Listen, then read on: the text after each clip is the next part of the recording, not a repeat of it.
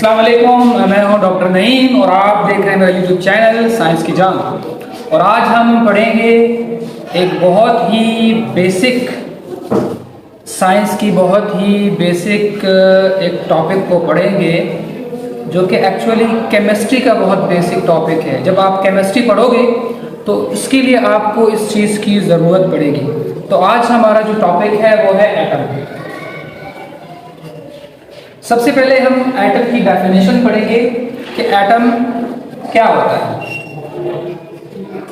Atom जो होता है इसके बारे में मैं ये कहता हूँ कि एटम इस दुनिया में बहुत सारे आपको चीज़ें नज़र आएंगी। इस दुनिया में बहुत सारी चीज़ें नज़र आती हैं आपको। तो इस दुनिया में दो चीज़ें, अगर हम इन चीज़ों को ब्रॉडली डिवाइड करें तो इस दुनिया में दो किस्म की चीज़ें हैं। एक तो मैटर आपको नज़र आएगा, दूसरा आपको एनर्जी नज़र आएगा। तो सबसे पहले हम ये सीखते हैं कि मैटर क्या है। मैटर कोई एक ऐसी चीज़ हो सकती है इस दुनिया में कि जो वज़न रखे, जगह घेरे, जो जगह घेरे और वज़न रखे या उसका कोई किसी ख़ास जगह को घेरे या वज़न रखे, इसको हम कहते हैं मैटर। तो आप दुनिया में कहीं भी किसी भी मैटर को ले लें। फॉर एग्जाम्पल मैं यहाँ पे कोई एक मैटर लेता हूँ, कोई भी ले लें, आप प्लांट ले लें, आप स्टोन ले लें, आप कोई भी चीज ले सकते हैं, आप वुड ले लें। ये सब के सब क्या है? ये मैटर है। अब अगर मैं प्लांट को लूं और मेरे पास कोई एक ऐसी चीज हो, उस प्लांट को मैं तोड़ूं, उसको छोटा छोटा करूं, इस प्लांट का कोई भी मैं टहनी लूं या कोई भी मैं लीफ लूं, इस प्लांट का मैं क्या लूं, कोई भी लीफ लूं और इस लीफ को मैं और भी तकसीम कर दूं और भी छोटा कर दूं, इसको और भी छोटा कर दूं, इसको और भी छोटा कर दूं, तो सबसे लास्ट में जो चीज मिलेगी वो क्या मिलेगी? एक ऐसी चीज मिलेगी जो कि तकसीम नहीं हो पाएगी आगे, यानी उसको और छोटा हम नहीं कर सकते। तो इसको हम कहते हैं एटम।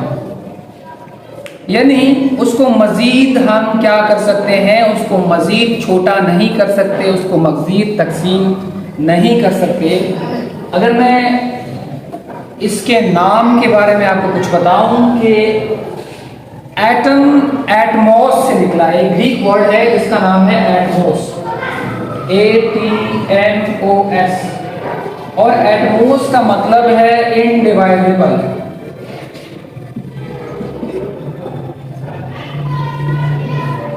इनडिवाइजेबल का मतलब है कि जो फर्दर तकसीम ना हो सके, जो फर्दर छोटा ना हो सके।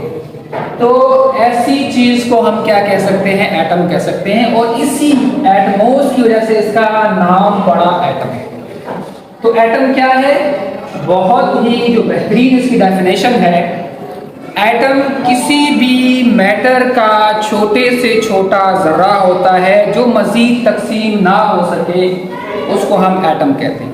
इसी तरह अगर आप स्टोन को लेते हो, उस स्टोन को आप छोटा करते हो, उसको और मजीद छोटा करते हो, आपके पास कोई ऐसी चीज है, कोई आपके पास ऐसे कुछ केमिकल है, आप उसको छोटा करते, मजीद करते करते करते उसको बिल्कुल छोटा कर देंगे तो लास्ट में एक चीज उसमें से निकलेगी जिसे हम एटम कहते हैं, जो कि मजीद डिवाइड नहीं हो सकती। इसी तरीके से आप वुड पे कर लें। तो हमें इन एग्जाम्पल से पता चला कि एटम क्या है? एटम मैटर का छोटे से छोटा जर्रा है जो कि मजीद तकसीम नहीं हो सकता। अच्छा, अब जैसे जैसे साइंस ने, ये तो एटम के नेम के साथ मैंने इसकी डेफिनेशन कर दी, जैसे जैसे साइंस ने तरक्की की तो पता चला कि एटम भी मज़ीद डिवाइड हो सकता है। एटम भी कुछ छोटे छोटे ज़र्रों से मिलके बना है, यानी एटम को मज़ीद हम तोड़ सकते हैं। तो मज़ीद कैसे तोड़ सकते हैं? तो पता चला कि एटम जो है वो सब एटॉमिक पार्टिकल से मिलके बना है, जिसको हम इलेक्ट्रॉन कह सकते हैं, प्रोटॉन और न्यूट्रॉन कह सकते हैं। ये जो है ये क्या है? ये स्ट्रक्चर ऑफ एटम है। ये एटम की एक शिकल है, स्ट्रक्चर ऑफ एटम है, जिसके अंदर एक जो होता है वो मरकज़ा होता है। ये क्या है? ये मरकज़ा है, न्यूक्लियस है। और इसमें ये जो पोर्शन है इसको हम शेल कहते हैं, SHEL, शेल। तो इसको क्या कहेंगे? शेल।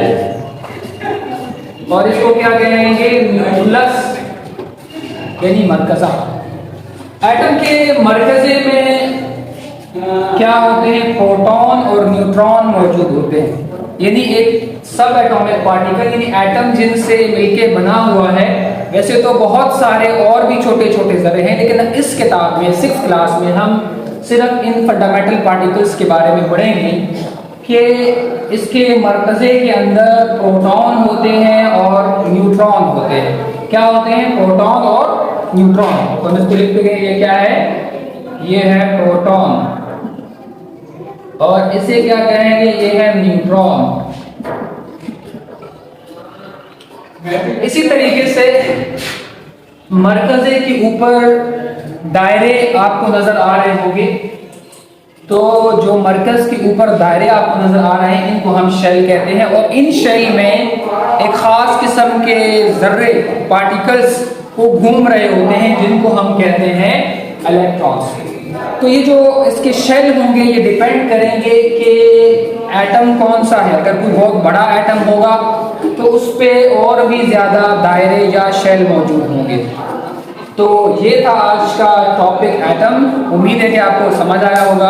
अगर आपको समझ आया है तो मेरे इस वीडियो को ज़रूर लाइक कीजिएगा और अपने फ्रेंड के साथ सब्सक्राइब कीजिएगा।